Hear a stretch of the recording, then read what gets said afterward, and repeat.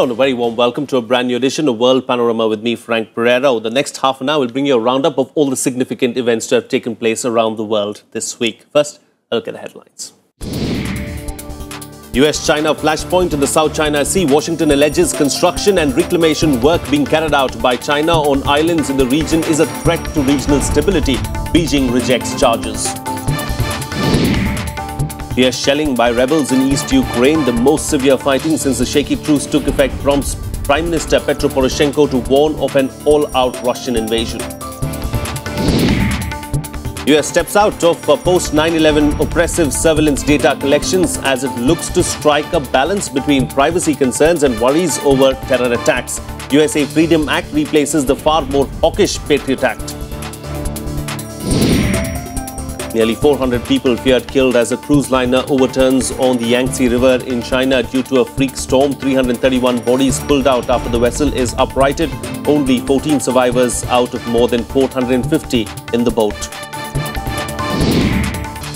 And in a surprise move, Sepp Blatter steps down as FIFA president days after winning a fifth consecutive term, admits he no longer enjoys the support of world soccer amid swirling corruption allegations around FIFA. Our top focus on the program this week. Visible signals have emerged of worryingly escalating US-China tensions over tiny islands in the South China Sea. While China claims it is well within its rights to carry out construction and reclaim land around these islands for strategic purposes, the US is concerned that this threatens freedom of navigation and security in the Asia-Pacific. The claims and counterclaims dominated US Defense Secretary Ashton Carter's visit to the region. Here's a detailed report.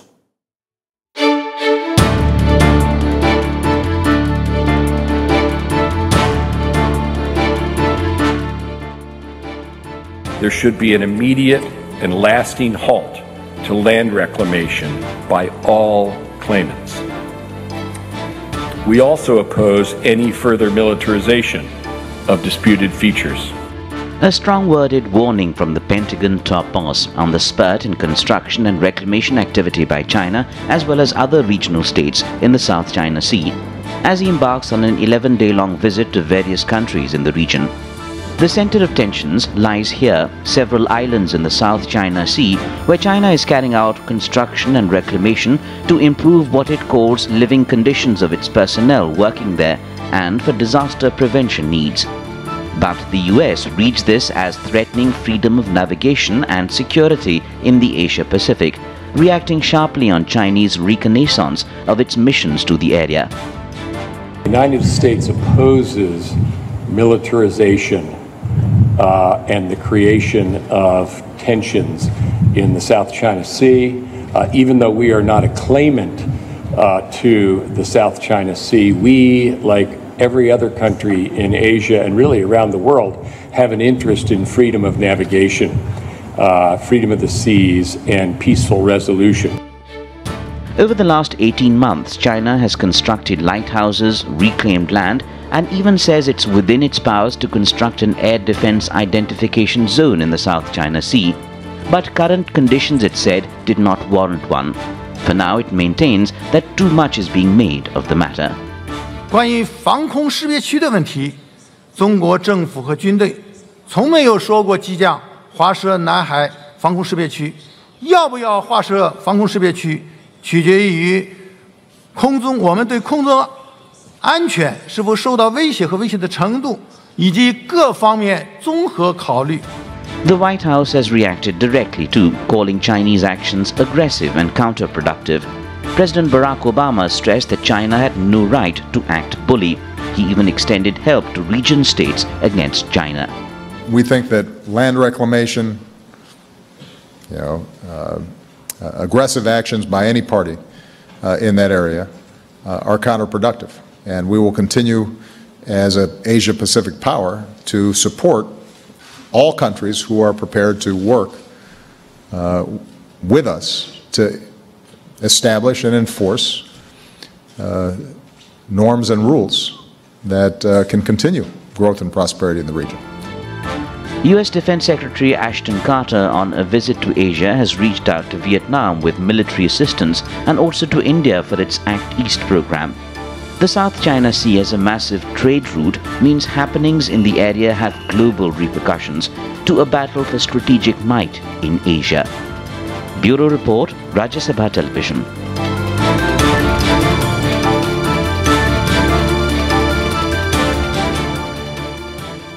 Well, joining me for a chat this week to talk about this particular issue is Alka Charli, Professor in Chinese Studies, School of International Studies, JNU. Professor, thank you for joining me on the program.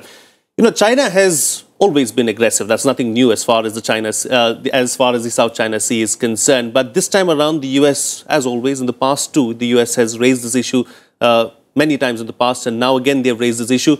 Do you think that there is going to be any kind of of a compromise as far as this particular issue is concerned, or is this going to persist? Is this going to continue?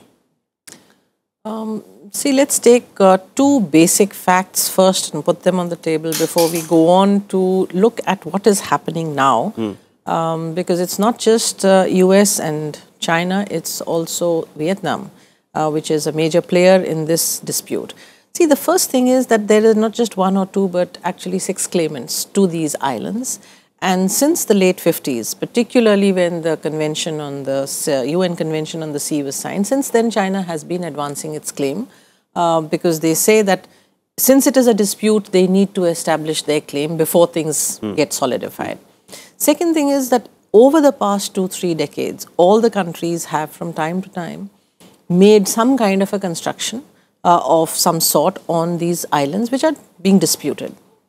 Now, the question is that the Chinese reclamation is certainly far more extensive. Whether it is more aggressive, as usual aggressive, or continuing as usual is a matter of perception and opinion. I think we need to assess the situation very carefully before we label 1 or 2 or 3 parties as being either aggressive or not. Second point is that the US, it says that we have nothing to do in the dispute, we are not involved in the dispute, but we are a Asia-Pacific power. And we would like to get all countries who are interested to join us in setting norms. Now, two problems out here, which is that in the first place, the US is, of course, it's an Asia-Pacific power, but the fact is that not being a party to the dispute, but entering it as some sort of an arbiter or referee seems to me a bit problematic, because then what you are doing is, what happens? You say, let the parties talk, but then that's what the parties are doing. And since the late 80s, 90s, there have been a range and a series of platforms and talks to settle the issue. I think it's much better that there is as little interference from outside as possible, so that parties can sort out the matter. This is a basic, I would say, general principle. That the less interference from outside, the better it is for the sorting out. Would you say then the concerns of the Chinese are legitimate at this point in time, because more than 70% of China's energy needs go through these seas? So isn't it legitimate then? See, that's what the Chinese argument has been, that there are two concerns of theirs. One is energy security concerns, which has made them very, very careful about what's happening. And if you see, the US has consistently been doing military exercises with Philippines, with Vietnam, Japan, in combination with India, and China definitely feels it is being threatened in strategic terms by the US. The second is that they have recently argued that building on these islands helps them for disaster relief management, which is happening very frequently in these parts. Now, on both these counts, the US is rejecting it. And I have been looking at the news. See, it is one thing to make take a debate on this issue of China's right to reclaim land. Whether it will give them any legal claim, it does not. That's quite clear, that your reclamation does not give you a legal claim in that. Whether the Chinese are more aggressive, whether the smaller countries are feeling threatened and therefore they are pulling US into the equation. So this is part of that dialogue which was going on, and you can see very clearly that there is cut and thrust and, all that happening.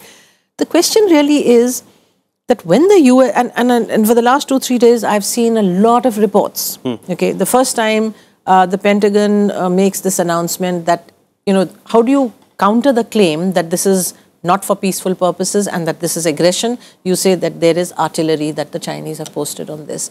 Now, they do not give out any pictures to show that there was artillery. They do not even show, I mean, they say that it has been since removed. So, you know, what I find is that when a matter starts hotting up, and it's certainly hotting up, there's no doubt about it. It is. The reports, the statements tend to confuse the issue more. And I think we need to very carefully follow step by step developments and what exactly is the position on the ground by matching the statements on the one hand and reportage on the other. You know, considering that China is extending its footprint in the Indian Ocean region, do you believe that India should get involved now that everyone is taking an aggressive stance? See, India's involvement is natural because like any other country which has extensive maritime capabilities, strengths and indeed a rationale for having a maritime presence, energy security is India's concern also, growing trade, commercial interests. So definitely India would be moving in and out of the region. And to the extent that we need these regions and these seas open and free for all parties to use, I think India's claims are also equally valid. But to step into this with a view to somewhere making your contribution to the dispute, no, I don't think, I don't think India would be at all interested in any such thing. I mean, rather than safeguarding its own interests. Yeah, I think India would be following its commercial interest. As you know, with Vietnam, we have an agreement and we are drilling for oil. Even there have been reports in the recent past that they did not prove to be, one at least did not prove to be very commercially viable. So, so to follow your commercial interests on the basis of a formal agreement with the country, I think is legitimate and nobody has a right to question that. All right, Professor, we'll have to leave it at that. Thank you so much for putting things into perspective for us and joining us on the program. Well, moving on now, Ukraine is on the boil again. Eastern parts of the country adjoining Russia faced massive gunfire and shelling this last week. The worst fighting with alleged Russia-backed separatists since the Minsk agreement and ceasefire in February.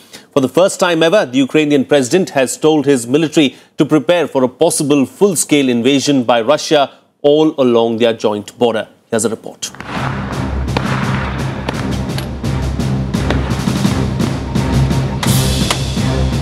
The most serious round of fighting in East Ukraine in months, a voltage higher than low-level skirmish that have flared regularly since the February ceasefire.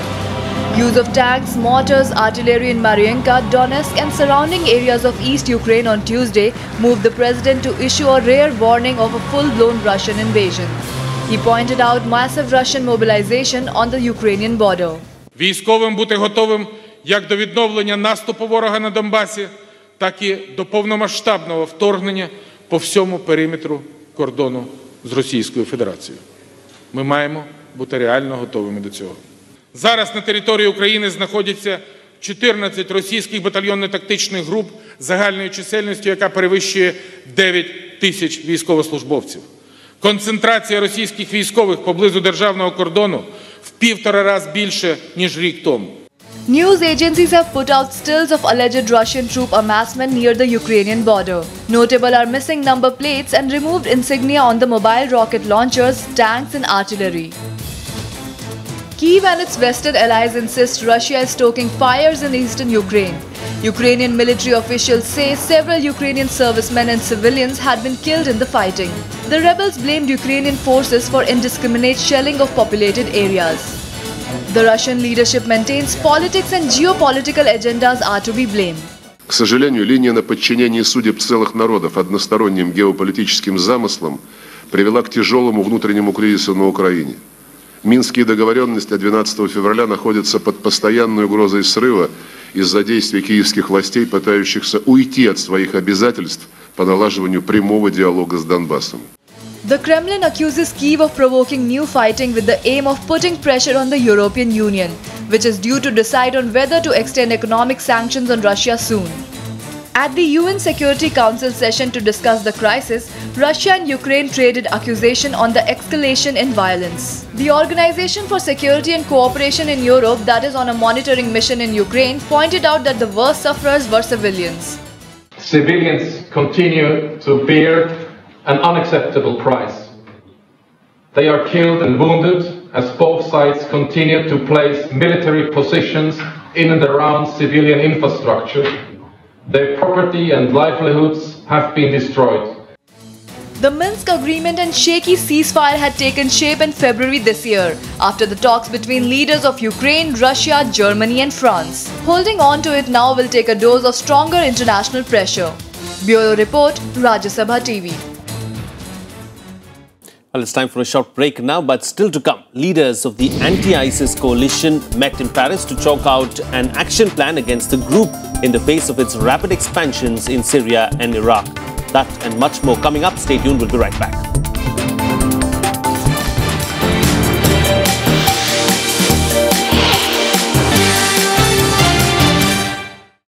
Welcome back, you're watching Rajya Sabha Television. Well, the US took the first legislative step this week to bring it out of oppressive security surveillance after the 9/11 terror attacks in 2001. Under the new USA Freedom Act, the Senate voted to curb government collection of phone records of Americans, striking a balance between privacy concerns and worries over terror attacks. Here's more.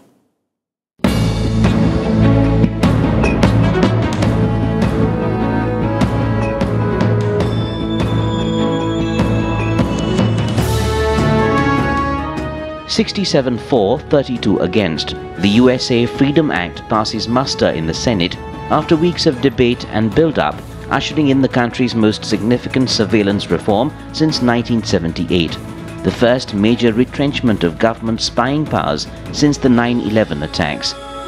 The legislation marks a victory for civil liberties even while keeping up security requirements. President Obama said, and I quote, "After a needless delay and inexcusable lapse in important national security authorities, my administration will work expeditiously to ensure our national security professionals again have the full set of vital tools they need to continue protecting the country."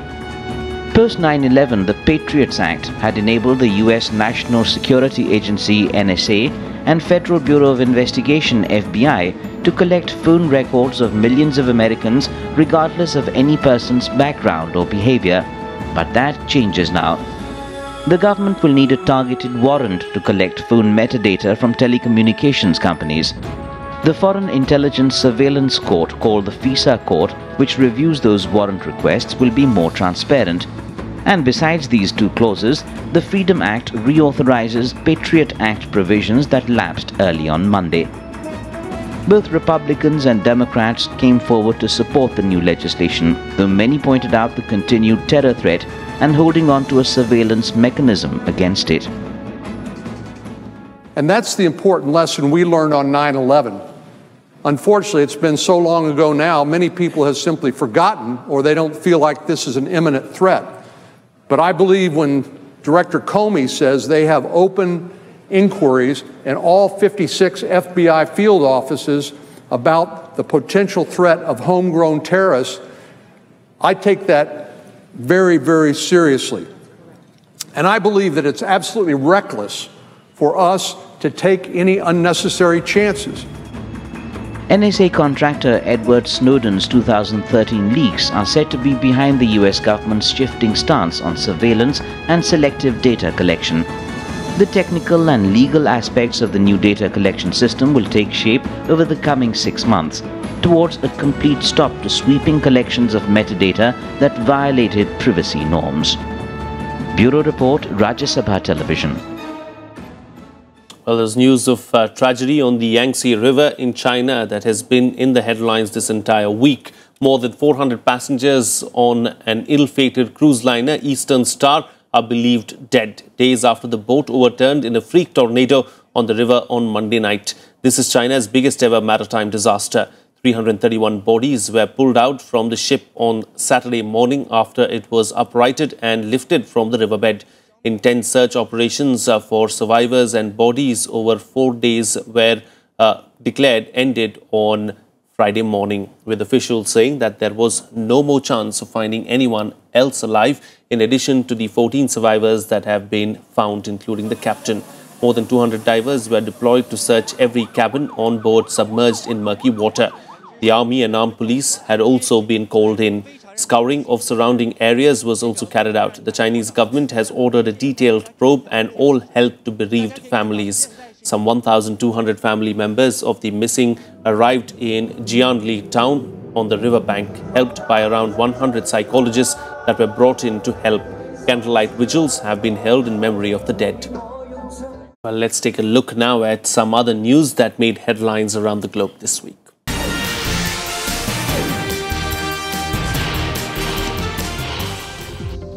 Ministers from 24 countries that are part of the coalition against the Islamic State terrorist group met in Paris this week in an effort to chalk out a strategy to counter IS gains over the last few weeks. The French and American governments that are leading the coalition hosted the meet.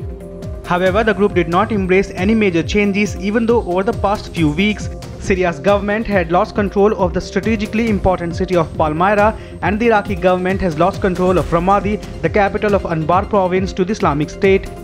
There is a broad recognition that coalition efforts have been inadequate.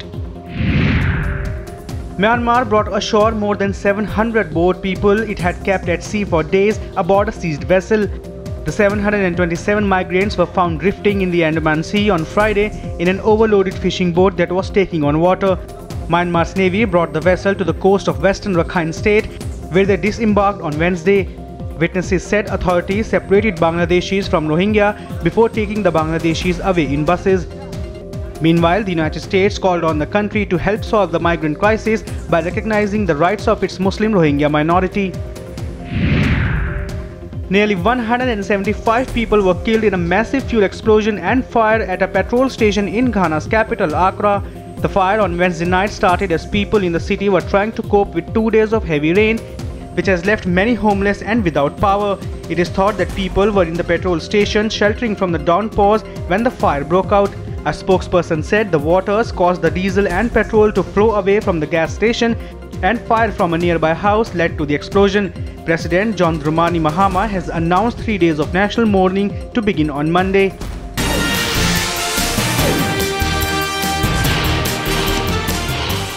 Well, the swirling controversy around sport's most powerful body, FIFA, finally got to its biggest phase this week. FIFA President Sepp Blatter quit on Tuesday, days after being elected for a 5th term. After 40 years of being associated with global soccer, 17 of them as FIFA President, 79-year-old Blatter said he no longer had a mandate from the entire world of football.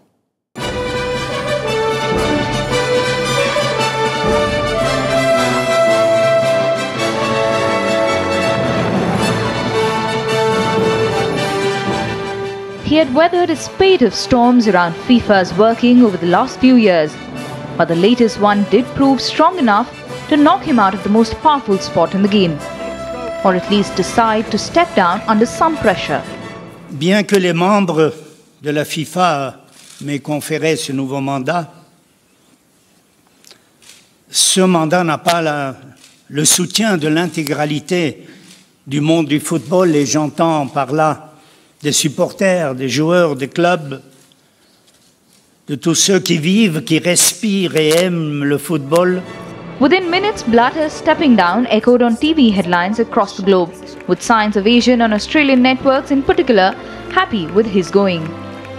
The announcement comes as Swiss authorities mounted a criminal probe into the award of the 2018 and 2022 World Cups to Russia and Qatar. Russia has termed the FIFA corruption controversy a political move. Some African nations expressed disappointment at Blatter's resignation, but there is a consensus in Europe that his going was long overdue. At this stage, it's not clear what has finally changed Sepp Blatter's mind. All I can say is that I'm very pleased that he has done so and has accepted what has been obvious to us for a long time, which is that his credibility as leader of FIFA is utterly destroyed. An extraordinary session of the FIFA Congress will now be called and fresh elections held likely in December-January this year. Prince Ali bin Al Hussein of Jordan, who had withdrawn during the election on May 29, said a complete overhaul is long overdue, pointing out worries that FIFA was being run like a mafia setup. Since he joined FIFA in 1975 and went on to become its 8th president in 1998 for 17 years, Sepp Blatter oversaw the growth of the World Cup into a multi-billion-dollar cash cow and the primary source of FIFA's revenue. Blatter built some of FIFA's biggest financial assistance mechanisms and holds a long list of distinctions and international honors. But the fact remains, while Blatter focused on changing the world beyond FIFA's ultra-modern Zurich headquarters, he failed to repair the culture inside. And that proved to be his downfall. Bureau Report, Rajya Sabha TV. Well, it's time now to bring you up to speed with all the other sports news that you might have missed this week. Here's our sports wrap.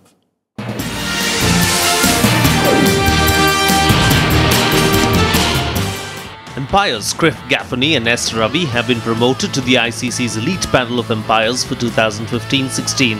They will replace Billy Bowden and the retiring Steve Davis. Ravi is only the second Indian after S. Venkatraghavan to make the elite panel since its inception in 2002. He has stood in 6 tests, including the recently completed series between England and New Zealand, 24 ODIs, 3 of which were during the 2015 World Cup, and 12 T20s. Gaffney began his international career as an umpire in 2010 and has umpired in 2 tests, 41 ODIs and 15 T20s. AB de Villiers won South Africa's Cricketer of the Year award for the 2nd successive year, including 4 other awards at a Gala Cricket South Africa banquet event in Midrand. Having won the South African Cricketer of the Year for the 2nd consecutive year, de Villiers has matched the performance of former batsman Makaya Ntini. The batsman was named ODI Cricketer of the Year, Cricketers Cricketer of the Year, SA Fans Cricketer of the Year, and also got the So Good award for scoring the fastest century in ODI history. Both Juventus and Barcelona are looking to cap fantastic seasons by completing rare trebles when they meet in the Champions League final at the Olympic Stadium in Berlin late on Saturday. Juventus are appearing in their first Champions League final in 12 years as they look to win the European Cup for the 3rd time, but Barcelona, inspired by Lionel Messi, are the favourites to win a 5th European Cup and the 4th in the last decade.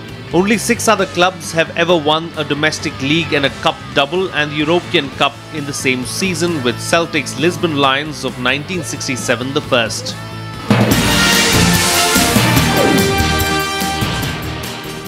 Finally on the programme this week, the Pont d'Arts bridge in Paris won't be love-locked anymore. Authorities have pulled off the hundreds of thousands of padlocks attached there by lovers, afraid the sheer weight of the romantic tokens was putting the 19th century structure at risk. Here's our tribute to the iconic bridge. See you again next time.